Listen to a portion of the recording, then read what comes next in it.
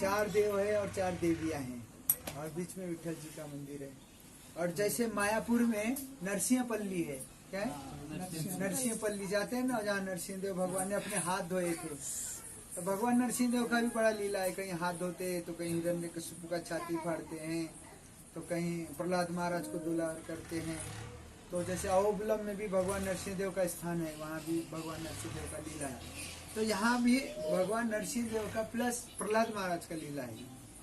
ऐसे कहा जाता है कि यहाँ प्रहलाद महाराज का आश्रम था। प्रहलाद महाराज का आश्रम अर्थात नारद मुनि का आश्रम। आप सबको पता होगा कि भागवतम में पूरा वर्णन है इसका कयाधु का। प्रहलाद महाराज की माता का नाम क्या था? कयाधु। तो जब हिरण्यकशिपु तपस्या करने के लिए गए थे तो उनको कुछ अपशगुन हो गया था। असुरों के लिए अपशगुन मतलब क्या होता है कि वहाँ कोई भगवान का नाम ले ले, शुभ कार्य कर ले, तो उनके लिए अपशगुन होते हैं। और भक्तों के लिए जहाँ कुछ अशुभ घटना होती है, कोई मांस मटन अंडा मछली खा रहे या कुछ है ना, तो अशुभ स्थान होता है कि नहीं। तो हिरण्यकशिपु जब तपस्या करने गए थे तो जहाँ वो तपस्या के लिए शुरुआत करने वाले थे, वहां पर एक पक्षी था और वो हरि हरि बोल रहा था, भगवान का नाम ले रहा था, नारायण नारायण बोलता, भगवान का नाम स्मरण करता। तो सोचा कि आज की हमारी तपस्या में विघ्न आ गया, इसलिए अभी वापस चलो। घर आ गया तो उनका पत्नी ने पूछी क्या हो गया, क्यों वापस आ गए? आप तो बहुत सालों के लिए तपस्या करने गए थे। बोले आज अपशगुन हो गया। बोले क्या हो गया? तो बोले पक्षी तोता आके वो मैं जहाँ कर रहा था वहां पर हरी हरी बोल रहा था। तो कयाधु तो भगवत भक्त थी, तो बार बार पूछने लगी क्या बोल रहा था वो तोता? हरी हरी बोल रहा था। तो हिरण्यकशिपु के मुंह से भी भगवान का नाम निकलने लगा, नारायण नारायण नारायण नारायण।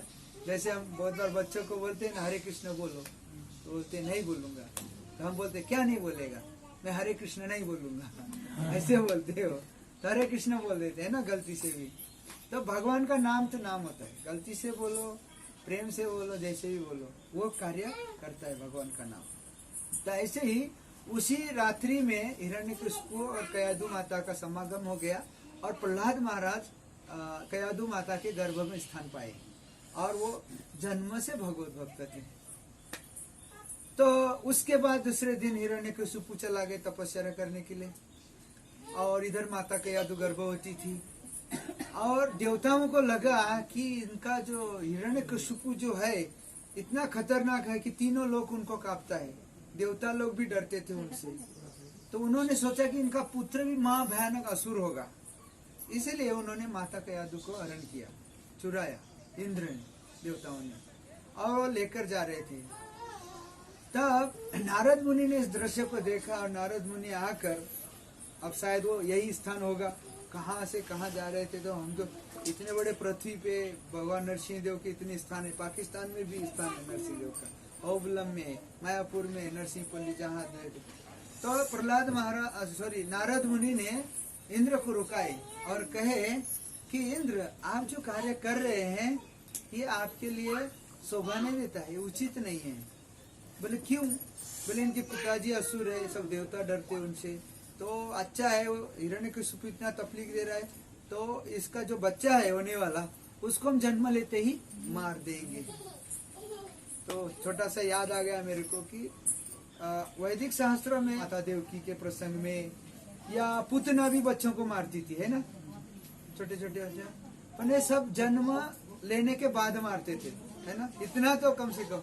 पर आज इतनी घृणित अवस्था है कि गर्भ में ही मार देते हैं और दूसरे असुर नहीं मारते, खुद माताएं मारती है। तो कितना बेकार है ये, कोई इस धाम से संबंधित नहीं है। तो इंद्र बोले प्रतीक्षा कर रहे थे कि इसका जन्म होएगा उसके बाद हम इसको मार देंगे। पर नारद मुनि ने बताया कि ये जो जिसको आप मारने का योजना बना रहे ये कोई असुर नहीं है, ये भगवान के महान भक्त है, इसीलिए आपके हाथों से अपराध हुआ है कयाधु को हरण करना और उनको मारने की योजना बनाना। इसलिए आप कयाधु को छोड़ दो और प्रायश्चित करने के लिए कयाधु की क्या करो, परिक्रमा लगाओ, क्योंकि उनके गर्भ में कौन है? प्रहलाद महाराज है, और क्षमा याचना करो और आप चला जाओ। तो फिर देवता लोग मान गए नारद मुनि की बात को और कयाधु से क्षमा मांगे, कयाधु की प्रदक्षिणा लगाए, क्योंकि प्रहलाद महाराज की प्रदक्षिणा लगाए और चले गए। उसके बाद नारद मुनि ने कयाधु को अपने आश्रम में रुकाए, और जब प्रहलाद महाराज गर्भ में थे तभी उनको पूरी भागवत सुनाई, भगवान की कथा सुनाई। तो इसलिए तभी से प्रथा है कि जब भी माताएं गर्भवती होती है तो भगवान की कथाएं सुनती है। उससे क्या होता है कि बच्चे अच्छे होते हैं। यदि वो टीवी देखती है और मोबाइल देखते हैं तो फिर बच्चे भी वैसे ही होते हैं। साइंटिफिक सिद्ध हो गया। एक बच्चा बहुत रोता था, चुप ही नहीं होता था, तो बाद में उसको टीवी के सामने लगाया तो चुप हो गया। मतलब उसकी माँ टीवी देखती थी जब वो गर्भ में। ऐसा होता है। एक अभी क्लिप आया था, एक बच्चा उसके पास बैठ के जब करो तो रोना बंद कर देता, जब बंद कर दो तो रोना शुरू कर देता। ऐसा एक क्लिप आया था। तो ये क्या होता है? परिणाम संस्कार। और ये नारद मुनि ने यहीं पर वो संस्कार दिए प्रहलाद महाराज को यहाँ। और प्रहलाद महाराज का जब जन्म हुआ और वो छोटे बच्चे थे तो यहाँ खेलते थे, इस एरिया में, इस परिसर में खेलते थे। और उनका खेल क्या था प्रहलाद महाराज का? जैसे हमारे हरे कृष्ण बच्चे लोग होते हैं ना, भगवान के मूर्तियों के साथ खेलते हैं, खिलौने के साथ, ऐसे ही प्रहलाद महाराज नरसिंह देव के भगवान की मूर्तियों के साथ खेलते थे। तो क्या करते थे? उस समय में कोई कंपनी नहीं थी कि रेडीमेड मूर्तियां भेजेंगे आपको और आप 100 रुपए देके खरीद लोगे, खेलो बच्चों करके। तो प्रहलाद महाराज यहाँ पर आते थे नदी के किनारे में, ये दोनों नदी के संगम, वालुका में, रेत में मूर्तियां बनाते थे वैदिक काल में। जैसे कात्यायनी व्रत का आपने सुने होंगे, गोपियां भी क्या करती थी? यमुना में नहाती थी और रेती का कात्यायनी का मूर्ति बनाती थी, उनको धूपम दीपम नैवेद्यम अर्पण करती थी और फिर उस मूर्ति को विसर्जन कर देते नदी में ही। और फिर ये रोज की पूजा होती है। ये भी एक पूजा का प्रकार है। और एक परमानेंट मूर्ति होती है, सालों भर हम उनका पूजा करते हैं, जीवन भर, वो एक प्रकार होता है। तो प्रहलाद महाराज नरसिंह देव का विग्रह बनाते थे, उनको पूजा करते थे, धूपम दीपम नैवेद्य सब कुछ वो करते थे जैसे छोटे बच्चे करते खेल खेल में, है ना। तो पर प्रहलाद महाराज का खेल नहीं था, तो वो रियल था उनका हृदय से ही भक्ति था। तभी तो नरसिंह देव का ही मूर्ति बनाते थे, नहीं तो और कुछ मूर्ति बना के खेल सकते थे नहीं। नरसिंह देव उनके आराध्य देव पहले से, हमेशा से। तो हर अवतार में, हर जन्म में प्रहलाद महाराज जब जब आते वो नरसिंह देव की ही आराधना करते। ऐसा वो इनका है। जैसे हर किसी का अपने अपने आराध्य होते हैं। जैसे हर जन्म में, हर अवतार में हनुमान जी क्या करेंगे? प्रभु श्री रामचंद्र जी का ही आराधना करेंगे। तो उसी प्रकार से तो बहुत सुंदर आराधना करके विसर्जन कर देते थे। लेकिन एक दिन क्या हुआ, शायद प्रहलाद महाराज के साथ और भी बच्चे रहे होंगे आश्रम में, नारद मुनि के आश्रम में, तो वो उस दिन विसर्जन करना भूल गए मूर्ति को। हर रोज विसर्जन करते नदी में, भूल गए। तो दूसरा दिन जब आए तो मूर्ति हो गई, घट्ट हो गई, सॉलिड हो गई, पूरा पत्थर का विग्रह जैसे बन गए। तो फिर वो भूले नहीं, कुछ उनको हुआ आदि, तो वह मूर्ति ऐसी ही रह गई मूर्ति। और वही मूर्ति जो है भगवान की यहाँ पर स्थापित की है। श्री नरसिंह देव भगवान की जय। तो उसी विग्रह का आराधना यहाँ पर होता है। और वो जो विग्रह है उसको कोई बनाया नहीं, निर्मित नहीं है, और प्रहलाद महाराज ही स्वयं बनाए। और भगवान चाहते थे उस रूप में प्रकट होने के लिए, प्रहलाद महाराज के जो चिंतन था, इसलिए भगवान वो रेत के थे, फिर भी वो क्या पत्थर बन गए, विग्रह स्वरूप धारण कर लिए। तो इस प्रकार से विग्रह यहाँ पर आराधित है और उनका ही दर्शन होता है। तो ऐसे कहा जाता है यहाँ प्रहलाद महाराज, नारद मुनि का आश्रम था, यहाँ कयाधु रही है, प्रहलाद महाराज का जन्म यहाँ हुआ है, ऐसे बताते हैं। फिर उसके बाद वो अपने आश्रम जाते हैं जहाँ उनका गांव था, अहोबलम या जो भी स्थान रहा होगा, है ना, आजकल तो अहोबलम है। और वहाँ फिर जा करके फिर उनके पिताजी तपस्या करके आते, फिर उनके पिताजी उनको स्कूल भेजते। फिर स्कूल में भी वो क्या सीखते हैं, आगे की कथा तो सब हरे कृष्ण भक्तों को पता ही है ना। उनके गुरुजी बोलते हम तो इनको कुछ और सिखाते हैं, पर ये पता नहीं पहले से ही कुछ सीख चुका है। फिर हिरण्य किसी पूछते उनको कि बेटा आप सबसे उत्तम विद्या क्या सीखे हो, तो तुरंत शुरू कर देते श्रवणम कीर्तनम विष्णु। फिर विष्णु का नाम सुन के उनको गुस्सा आता है। वो फिर बड़ी कथा है प्रहलाद महाराज के जीवन में, बहुत कष्ट आते, फिर भगवान उनके लिए नरसिंह देव रूप में अवतरित होकर उनका रक्षा करते हैं। ये लंबी कथा है, लेकिन यहाँ इस स्थान की कथा इतनी है कि यहाँ वो खेला करते थे। इनका जन्म यहाँ हुआ, बचपन यहाँ पर बीता है, और फिर वहाँ से वो जो अपने घर गए जहाँ उनका महल था, उग्रस्तम स्थान है, अहोबिलम नव नरसिंह स्थान, और वहाँ से फिर उनका आगे का लीला है, तो वो हमको चर्चा करना नहीं है पूरी लीला, तो वही इतना ही है। और इसी स्थान पर ब्रह्मा जी ने यज्ञ किए थे, यहाँ तो सतयुग में किए थे ब्रह्मा जी ने यज्ञ। तो ब्रह्मा जी ने भी नरसिंह यज्ञ किए थे, यहाँ पर अलग अलग यज्ञ होते हैं ना, तो नरसिंह यज्ञ किए थे, नरसिंह देव की यज्ञ के पास रखने के लिए, तो वह मूर्ति भी यहाँ पर है।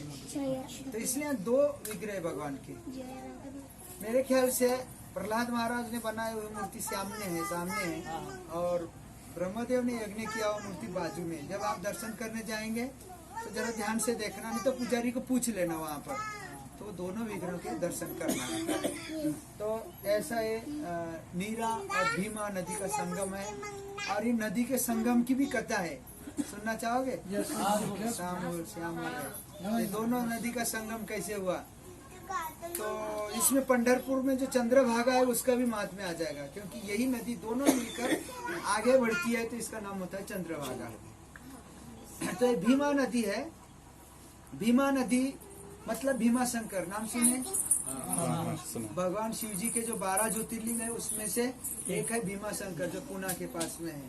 तो कुछ लोग 12 ज्योतिर्लिंग की भी यात्रा करते हैं। तो भीमा शंकर नाम का स्थान है, वहां पर शिव जी बैठे, और शिव जी का जो पसीना है, उनको जो क्रोध आया था, और क्रोधित होकर एक असुर के साथ युद्ध किए थे यहाँ पंढरपुर में। उस असुर का नाम था त्रिपुर, नाम का असुर था त्रिपुर, और फिर उसी से भगवान शिव जी का नाम हुआ त्रिपुरारी, नाम है शिव जी का त्रिपुरारी। तो त्रिपुर ने तीनों लोक में आतंक मचाया था, और वो कभी किसी से मरने वाला नहीं था ऐसा। तो भगवान शिव जी ने अवतार लेके उनको मारे, त्रिपुरारी नाम हुआ उनका। लेकिन भगवान शिव जी को इतना क्रोध आया था, और इतना गुस्सा आया था, और इतना उसके साथ युद्ध किए थे, इतनी उनको गर्मी हो रही थी। शिव जी को गर्मी सहन नहीं होती, पहले से उनके अंदर विष की गर्मी है शरीर में, इसलिए वो चंद्रमा रखते हैं, सांप रखते हैं, गंगा रखते हैं सर पे। लेकिन उनका इतना मतलब उनको गर्मी हो रही थी, अभी कहाँ जाऊं करके, तो यहाँ से पास में भीमा शंकर, यहाँ पर वो लीला हुई असुर को मारने की। और फिर भीमा शंकर में जाकर बैठे, वो ठंडे हवा का स्थान है, ठंडा जगह है, वहाँ पर ठंडी होती है वो, तो वहाँ जाके बैठे कि थोड़ी ठंडक मिलेगी करके। लेकिन वहाँ भी शिव जी को बहुत गर्मी हो रही थी, और बहुत शरीर से पसीना निकल रहा था, और वो पसीना शिव जी के शरीर से निकलने वाला एक नदी का रूप धारण कर लेते हैं। नदी मतलब छोटा सा नदी, और आगे चलकर वो बड़ा हो जाते। और भीमा शंकर से थोड़ा नीचे उतरने पे एक मोक्ष कुंड है, जो भी भीमा शंकर जाते हैं उस मोक्ष कुंड में स्नान करते हैं, मुक्ति मिलती है करके, बाजू में। हाँ, बाजू में ये वहाँ थोड़ा कुछ पैरिया उतरेंगे तो वो कुंड मोक्ष कुंड में जमा हो जाता है, पर वो मोक्ष कुंड भी फुल हो जाता है, और फिर वहां से बहने लगता है, और आगे बढ़ते बढ़ते इसकी धारा बढ़ते जाती है, और इसकी धारा ही नहीं बढ़ती तो इसकी आवाज खड़खड़ खड़खड़, नदी का पानी जो बहता है ना, ऐसी आवाज होने लगती है। तो ये भयानक आवाज होती है, इसलिए फिर इस नदी का नाम पड़ जाता है भीमा, भय उत्पन्न करती है ना सबके हृदय में, तो फिर इसको भीमा भीमा भीमा ही बोलते हैं। वहां से इधर भीमा नदी है यहाँ तक। तो जब यहाँ तक आती है तो यहाँ से पंढरपुर का क्षेत्र शुरू हो जाता है। पंढरपुर धाम का 3 परिक्रमा है। एक है पंढरपुर की नगर प्रदक्षिणा, एक है पंचकोशी प्रदक्षिणा, और एक है क्षेत्र परिक्रमा प्रदक्षिणा। तो क्षेत्र परिक्रमा यहाँ तक है, होती है। बहुत दुर्लभ लोग उस परिक्रमा को करते हैं, उसमें 10-12 दिन लगते हैं। पंचकोशी को 3 दिन लगते हैं, और वो जो पंढरपुर की धाम परिक्रमा है वो तो 1 घंटे में हो जाती है। तो यहाँ तक भगवान का क्षेत्र है। और स्कंद पुराण में क्षेत्र मीरा नरसिंहम लक्ष्मी नरसिंहम पर्यंतम मम क्षेत्रम, ऐसा कुछ एक श्लोक आया हुआ है। तो यहाँ तक पंढरपुर का क्षेत्र है। तो यहाँ जब आती है तो यहाँ रहने वाले जो भगवान के भक्त है, धामवासी है, सब लोग डर जाते हैं। तो भगवान से प्रार्थना करते हैं कि प्रभु ऐसी ऐसी नदी बहते हुई आ रही है, बहुत भयानक है, विकराल है, आकराल है। ऐसा लगता है कि अब यहाँ से सब जनता को बहा कर ले जाएगी। तो भगवान को जब प्रार्थना करते तो भगवान विष्णु मतलब कृष्ण विठल जी वो बोलते ठीक है, इसकी मैं व्यवस्था करूंगा। और भगवान स्वयं इस भीमा नदी को शांत करने के लिए भगवान स्वयं नीरा नदी का रूप धारण करते हैं। समझ में आया? नीरा नदी, निराकार वपु धारणम और संगमम, ऐसा कुछ श्लोक है। मैं तो पुस्तक भी नहीं लाया अभी, महाराज ने लिखे उसमें। तो ये भीमा नदी शिव जी का स्वरूप है, उनके पसीना से निकले। और इस नदी को शांत करने के लिए नीरा नदी सह्याद्री के पर्वत से भगवान विष्णु साक्षात नदी का रूप लेकर इसमें आते हैं, इसलिए उनको नीरा नदी कहा गया। नीरा मतलब भगवान का भी एक नाम है, भगवान को निराकार बोलते हैं ना। तो नीर मतलब क्या? पानी। पानी का कैसा आकार होता है? आकार होता है, पर जैसे पात्र में डालेंगे ऐसा आकार हो जाता है। तो भगवान का भी वैसा ही आकार है, जिसकी जैसी दृष्टि होती है भगवान उसके लिए वैसे ही हो जाते हैं, है ना? क्या एक पुस्तक है ना, जाकी रही भावना जैसी प्रभु मूर्त देखी थी, कि जिसकी जैसी भावना रहेगी, जिस रूप में वो भगवान को देखना चाहते हैं भगवान उनको उस रूप में दर्शन देते हैं। यदि आप भगवान को निराकार बोलते हो तो भगवान आपके लिए निराकार है। यदि आप भगवान को साकार बोलते हैं तो आपके लिए साकार है। साकार में भी फिर और प्रकार है। भगवान को आप चतुर्भुज रूप में देखना चाहते हो तो नारायण बन जाते हैं। भगवान को आप राम रूप में देखना चाहते तो भगवान को आप कृष्ण रूप में देखना चाहेंगे तो मुरली धारण करके आपके लिए कृष्ण स्वरूप प्रकट करते हैं। लेकिन यहाँ पर भगवान निराकार मतलब नीरा नदी का आकार लेकर यहाँ आए और का फ्लो वेग था और उसकी जो उष्णता थी, दोनों को भगवान ने शीतल और शांत नदी के रूप में प्रकट होकर इसमें मिलकर इसको शांत किया। नदी का रूप लेके नदी को शांत किया और यहाँ से शांत नदी बहती आगे और इसका नाम हो जाता है चंद्रभागा। जब पंढरपुर में पहुंचती है तो चंद्रभागा हो जाता है। और इससे भी आगे इसमें एक प्रॉब्लम निर्माण होगी, दोनों मिलने से इसका ये बढ़ गया पात्र और ये। तो फिर पंढरपुर के पास पहुंचते पहुंचते और भक्तों के हृदय में भय निर्माण हो गया। अब क्या होगा? दूसरी समस्या। तो फिर से उन्होंने भगवान शिव जी को प्रार्थना की कि बोले अभी आप ही कुछ करिए। तो वहाँ प्रभु जी के गांव के पास एकदम 1 किलोमीटर दूर से पंचगंगा है। क्या है नाम? इसी नदी का नाम पड़ता है पंचगंगा। तो वहाँ पर अभी वहाँ शिव जी का मंदिर है, लेकिन वो भगवान शिव ने या विष्णु ने किसने हाथ ऐसा किया? शिव जी ने। तो वहाँ भगवान शिव ने ऐसे हाथ किया, अपना हाथ आड़ा किया और इसके वेग को कमी करने के लिए। तो फिर ये 5 ऐसे धाराओं में विभाजित हो गई, इसलिए इसका नाम पड़ा वहाँ पंचगंगा। 5 धाराओं में विभाजित हो गई। तो इस प्रकार से नदी का महात्म्य है और इसमें स्नान करने का भी महिमा है। पंढरपुर में धाम में भी स्नान करना चाहिए, क्योंकि वहाँ तो तुकाराम महाराज बोलते हैं कि तुका मांगे एक ही दान घड़ो चंद्रभागा स्नान। तुकाराम महाराज एक ही दान मांगते भगवान से, मेरे को चंद्रभागा स्नान एक बार हो जाए मेरा, ऐसा याचना करते। और उसमें भी संगम में भी स्नान करने का अलग महिमा होता है। यहाँ नरसिंह का आप सबने नहाए यहाँ पर? ठीक है। यहाँ आचमन तो किए जिन्होंने नहीं नहाए, तो आचमन भी स्नान के बराबर होता है। तो अच्छा है आप लोगों ने यहाँ स्नान किए। अभी हम दर्शन करेंगे।